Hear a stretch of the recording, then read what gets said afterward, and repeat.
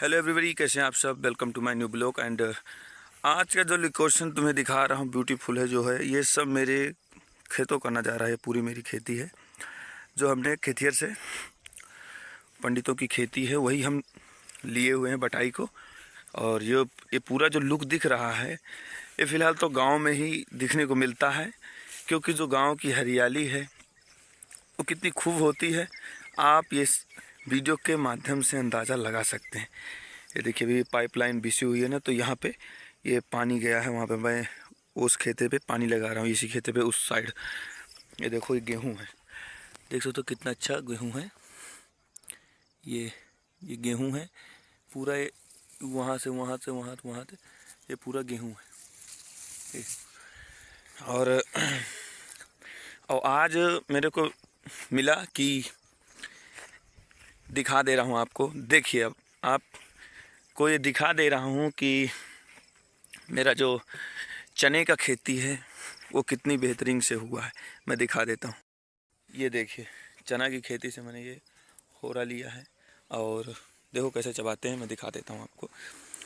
और मैं आया हूँ तो फर्स्ट टाइम, पहले मैं सोच रहा हूँ कि चबा के दिखा दे देता। ये है, ये मस्त निबोना होते हैं भाई साहब, सच में। कि गांव में ये जो हरियाली के माध्यम से हम जो ये सृष्टि और हमारी धरती माँ है जो हमको अपनी कलेजे को चीर कर ये अनाज हमको देती है, तो इसका इतना बड़ा उद्धार है हमारे ऊपर, इतना उपकार है कि हम बता नहीं सकते। मैं भी किसान घर से ही आता हूँ, परंतु मुझे गर्व है कि मैं किसान घर से हूँ, क्योंकि जो रियलिटी मेरे को गांव में दिखती है वो मुझे शहरों पे नहीं। मैं अन्यथा कहीं भी पूना, बम्बई, XYZ, सूरत वगैरह कहीं भी घूमता रहता हूँ, पर वो सुकून मुझे नहीं मिलता। परंतु हाँ, जब मैं हार की ओर आता हूँ, या गेहूँ की तरफ देखता हूँ, खेत को देखता हूँ, ज़मीन को देखता हूँ कि जो मेहनत का है वो कितना अच्छा लगता है, कितना सुकूनमय होता है। ये खेतों में आने का पता लगता है कि नहीं, किसान ने इस देश के हर नागरिक को खाने और पीने के लिए कितनी कड़ी मेहनत करके ये फसल तैयार की है। देख लीजिए, ये वहाँ से वहाँ तक ये पूरी फसल ये मेरी है। ये देखो, ये चने के बीरवा हैं जो चबाते हैं, बहुत अच्छे लगते हैं और प्यारे लगते हैं। देखो, अब आपको देखो, जो मैं इतने उखाड़ लिया हूँ, मैं अपने खेत से निकाला हूँ, और जो इतने उखाड़ लिया, अगर यही शहर में होता तो भाई साहब ठेलिए में ना ये मुश्किल से 50-60 रुपए के ये ठेलिए में मिलते। फ़ोन तो मैं फ्री लिया हूँ, ये मेहनत का है, इसलिए मैंने फ्री खा रहा हूँ। धरती का उपकार है मेरे ऊपर, धरती मुझ पे एहसान करती है, मैं धरती पर करता हूँ जितना हो सकता है। पानी, खाद, दवाई, बैक्टीरिया, ये सब ना होने पाए फसल में, फसल बेहतरीन हो और जो मेरे देश के नागरिक हैं सब कोई खाएं, हिंदू हो, मुस्लिम हो, सिख हो, ईसाई हो, कोई भी हो, हमसे उससे भेदभाव नहीं है। सबका पेट भरना ये सबसे बड़ा धर्म है। सबसे बड़ा धर्म यही है कि सबका पेट भरना है।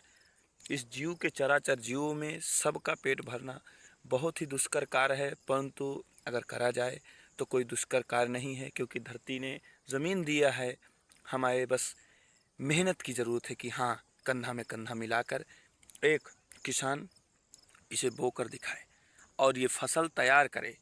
और फिर उस जो किसान है, और वो किसान इस फसल को तैयार करने के बाद फिर जाकर बाज़ार में या मंडी में वहाँ बेचे, या बेचने के बाद हर मनुष्य के पास ये जाए।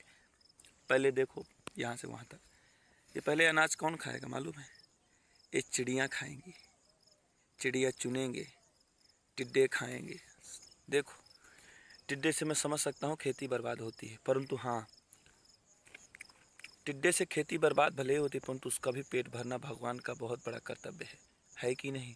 हाँ, तो ये पहली खेती है, टिड्डा खाएगा, कोई भी है, कोई भी कीड़ा भी रहेगा वो भी खाएगा, और प्लस जो बचेगा वो चिड़िया खाएगी। फिर उसमें से जो बचेगा, तो जो नीचे का चारा है वो हमारी गौ माता खाएंगी, हमारी भैंसें खाएंगी, ये सब खाएंगी, उसका भूसा बनेगा। भूसा वो भी देखो, एक भी अनाज कहीं वेस्ट नहीं होता। अगर गणित से देखा जाए तो जो भी अनाज उगाया जाता है ये पूरा भी वेस्ट नहीं होता है, ये पूरा वेस्ट नहीं होता, ये पूरा का पूरा सब जन कल्याण में लगता है, कोई वेस्ट चीज़ नहीं है। और फिर इसकी जो बाली है, बाली से जो गेहूँ निकलेगा वो मछलियों को जाएगा। और आटा है, आटा भी मछलियों को जाता है, फिर उसकी रोटी गूंदा जाता है, उसके गूंद कर फिर उसे बनाया जाता है। फिर रोटी एक मनुष्य खाता है, एक किसान खाता है, एक देश का नागरिक खाता है। ये है देश की रियलिटी। तो जो रियलिटी गांव में और किसानों के बीच है वो शहर में कभी नहीं है। कोई भी लाख करोड़ों की गाड़ी में घूमे, परंतु करोड़ों की गाड़ी घूमने वाला वो भी अनाज ही खाता है, वो गाड़ी नहीं खा लेता, अनाज ही खाता है। वो अनाज एक गरीब किसान वो अपनी ज़मीन पर अपनी फसल उगाता है, फिर जाकर उस सब के यहाँ पोषण के लिए दिया जाता है। तो एक बार सैल्यूट करके जय हिंद, जय जवान, जय किसान, हर हर महादेव।